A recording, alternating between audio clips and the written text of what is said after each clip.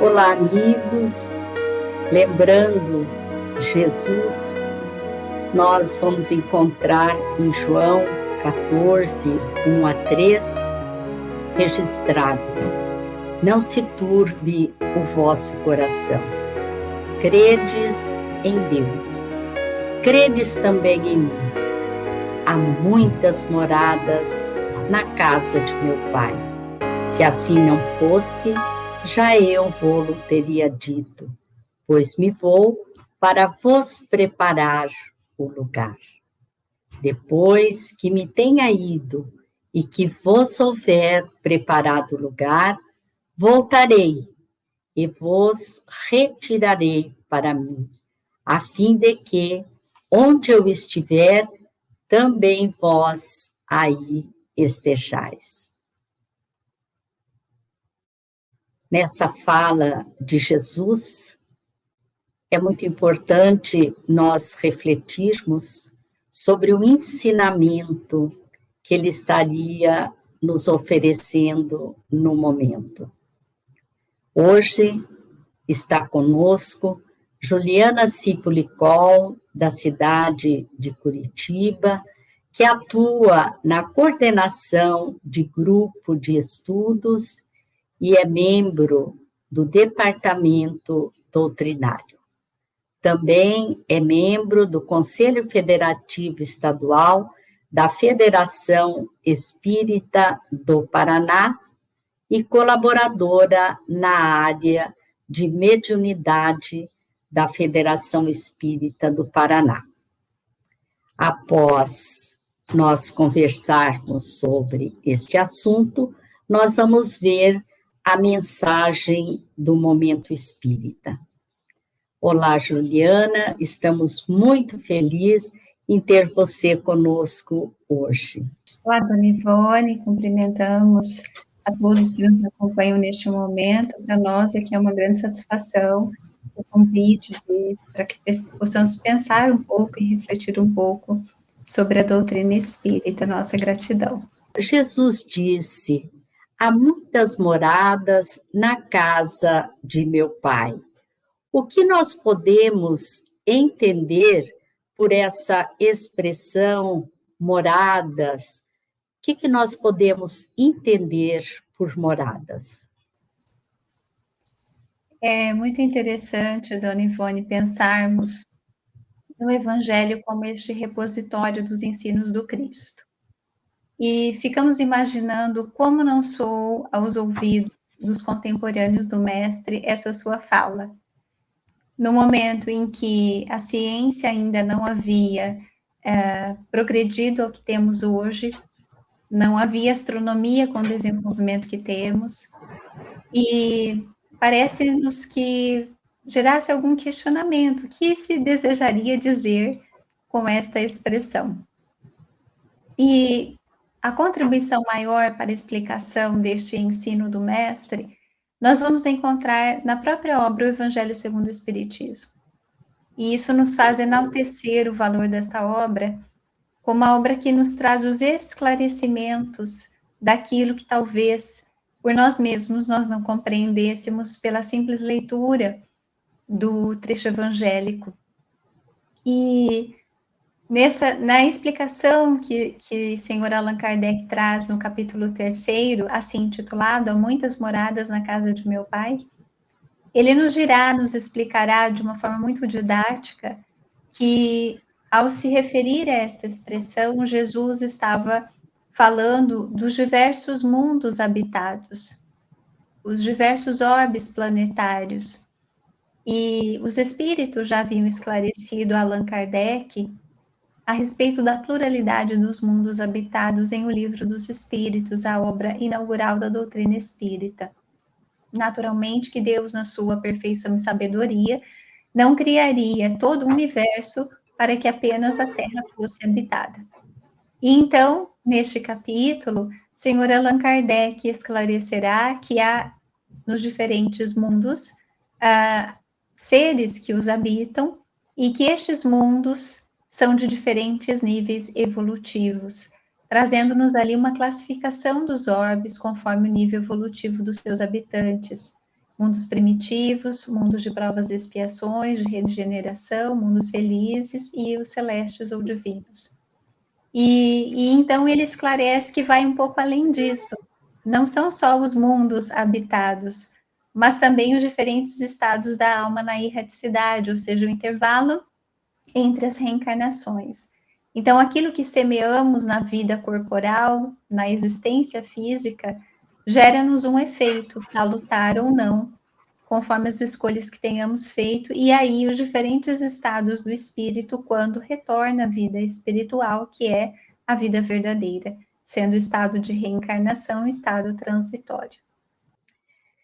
Juliana, e o que nós podemos entender pela expressão esferas espirituais? São as mesmas moradas? Sim, dona Ivone, são diferentes expressões para a mesma ideia. Nós poderíamos entender as esferas espirituais exatamente como os diferentes mundos habitados, mas também os diferentes estados da alma. E, naturalmente, nós também somos espíritos, apenas estamos temporariamente reencarnados. Então, essas esferas espirituais dizem respeito também à condição psíquica, emocional em que nós nos encontramos.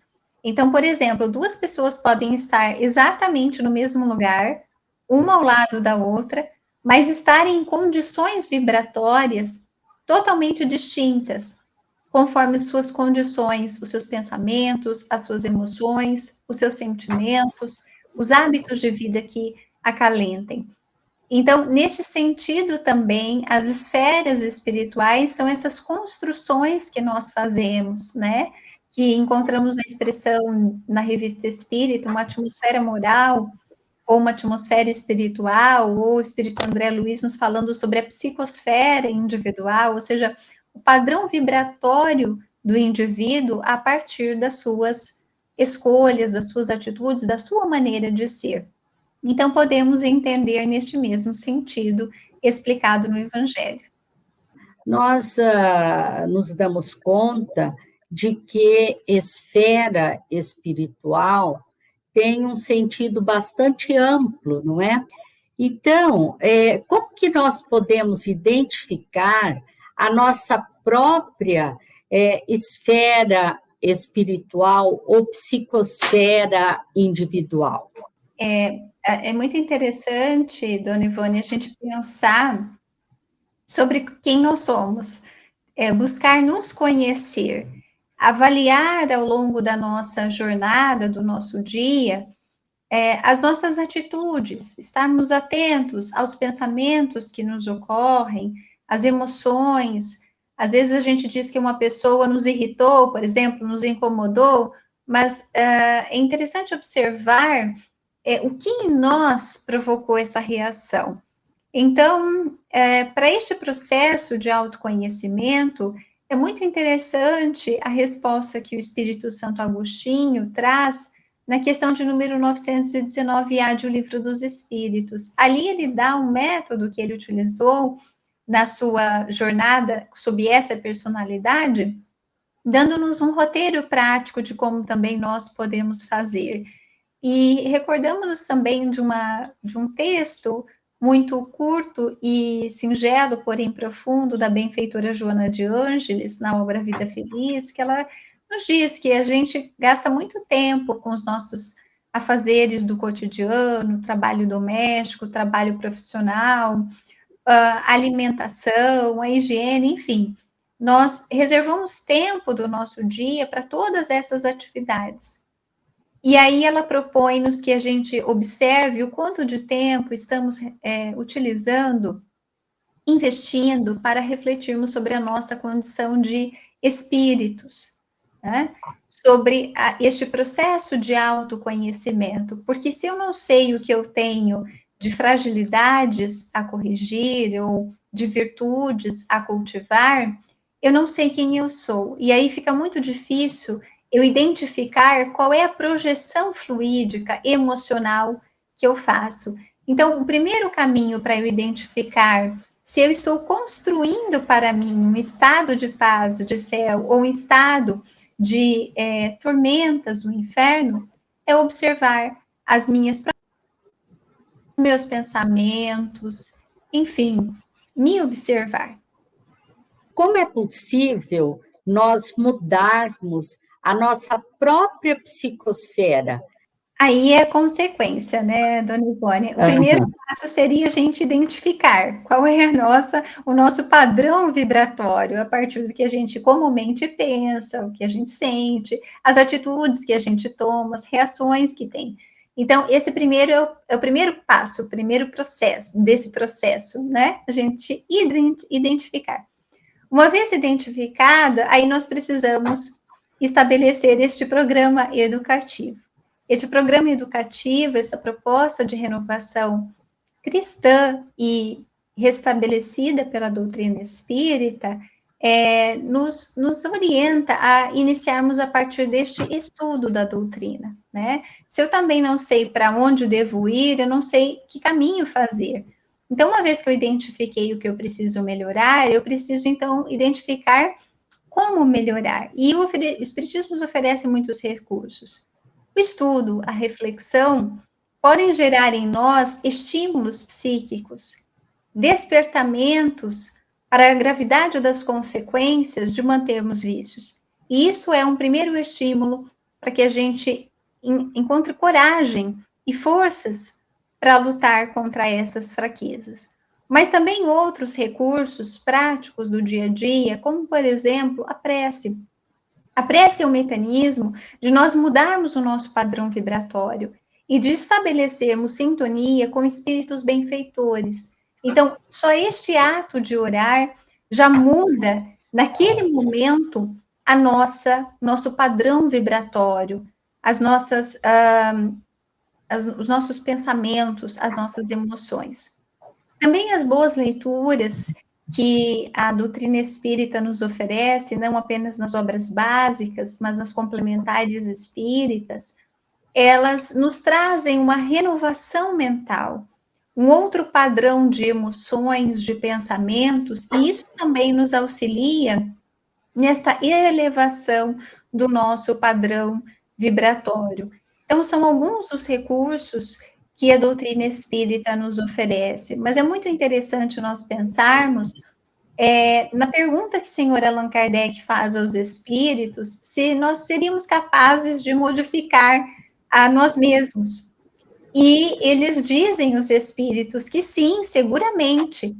E o que nos falta, na realidade, é vontade. Com um pouquinho de vontade já seria suficiente para domarmos as nossas más inclinações. Mas ele, como um professor, um pedagogo, ele volta à carga e diz, mas será que a gente não tem vícios que estão tão arraigados e que são insuperáveis que nós não damos conta? E aí os espíritos voltam a responder. Na realidade, o que talvez nos impeça de mudar a nossa maneira de ser, de desenvolver os potenciais que trazemos enquanto filhos do Criador, sujeitos ao progresso, é que, no fundo, possivelmente, nós encontremos alguma satisfação no vício. Se pegarmos uma pessoa que tenha uma adição, uma viciação em substâncias tóxicas, aquela pessoa, ela intelectualmente, ela sabe o dano que a substância causa. Mas no momento que faz o uso, aquilo gera para ela uma satisfação, um prazer. E aí, emocionalmente, isso compensa. Então, ela prefere a satisfação, embora saiba que esteja se matando aos poucos, num suicídio indireto.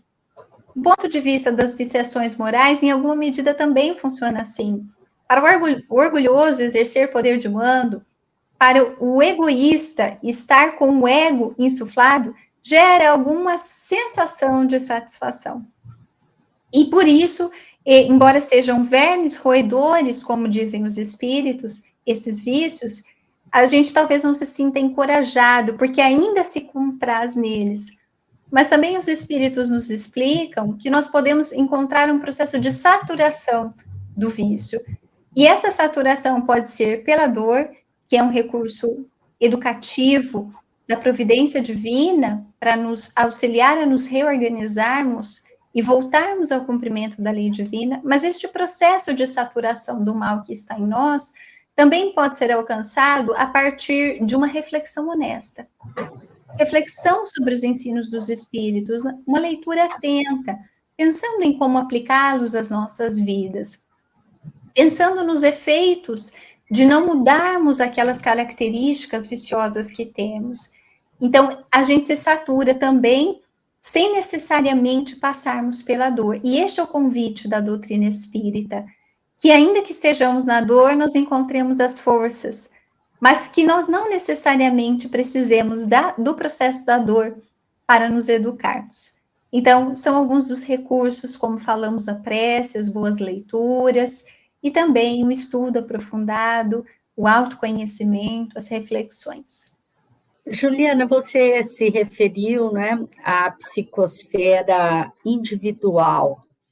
E o que pode contribuir com a mudança para melhor da psicosfera da Terra, pois que nós sabemos que a Terra está passando por um momento assim de situações difíceis, né, como é o caso da pandemia, e também está, como a doutrina espírita, como os espíritos nos falaram, né, falam, nós estamos passando por um momento de transição.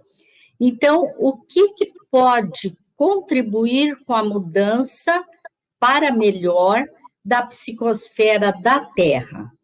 Se nós formos pensar, dona Ivone, no fundo, todos nós temos a lei divina em nossa consciência e sabemos o que temos de fazer. E os missionários foram enviados em todos os tempos, em todos os lugares, para darem orientações de conduta, de uma conduta retilínea, ética, ilibada. Mas, particularmente, nós outros, podemos considerar que, além disso, nós temos também os ensinos dos espíritos, e nos dão conta deste processo de transição que nem todos necessariamente sabem conscientemente e que nós sabemos conscientemente. Então, como melhorar a psicosfera planetária? Basta nós pensarmos que a casa planetária, assim como o nosso lar, a família, ela se compõe da conjugação daqueles membros que a compõem. Então, o conjunto de membros da família dá a coloração, as características daquele grupo familiar. Se pensarmos na Terra como a família humana deste planeta, e pensarmos então que este estado de coisas é uma construção coletiva, nós entendemos que não há melhor mecanismo, senão o único, de contribuir com o progresso do planeta, senão através do nosso próprio progresso. Então, quando eu me modifico, quando eu melhoro o meu padrão vibratório, quando eu faço o bom combate, conforme o apóstolo Paulo, o combate com aquelas minhas tendências inferiores, eu já vou melhorar o meu padrão. E se cada individualidade toma a mesma providência, isso se projeta fluidicamente no planeta, melhorando, então, a condição vibratória planetária. Mas mais do que isso, à medida em que eu faço estes esforços e estas conquistas, também aqueles que convivem comigo, estejam encarnados ou desencarnados, eles também receberão estímulos pelo bom exemplo. Isso também os poderá predispor a fazer o mesmo processo de bom combate, de lutas íntimas, né? E neutralizar aqueles impulsos inferiores que ainda trazemos, que ainda estamos em um processo de educação. Então, se desejamos colaborar com o planeta, o melhor caminho é cumprirmos o nosso objetivo na reencarnação, né? Muitas vezes passamos distraídos na jornada terrena, preocupados com coisas transitórias, sem pensarmos que o objetivo da vida é, de fato, nós construirmos virtudes, aquelas ensinadas pelo mestre, relembradas pela doutrina espírita. E, naturalmente, que também a tarefa de irradiação, as preces, e, naturalmente, o auxílio material àqueles que precisam também é uma forma que temos bastante objetiva e presente e imediata de sermos úteis também para os nossos semelhantes e contribuirmos para que também a violência daqueles que passam fome, necessidades, também seja amenizada pela solidariedade humana, de forma preventiva. Juliana, nós queremos agradecer todos esses esclarecimentos que você nos trouxe, desejamos a você muita paz e esperamos tê-la em outras oportunidades conosco. Eu é que agradeço. Dona Ivone, deixo um grande abraço a toda a equipe, a todos os amigos que nos ouvem, a nossa gratidão. Muito obrigada mesmo, Juliana. Nós agora vamos ver a mensagem do Momento Espírita, que é um trabalho realizado pela Federação Espírita do Paraná. Essas mensagens podem ser encontradas também em CDs, em livros e no site momento.com.br. Nossos votos de muito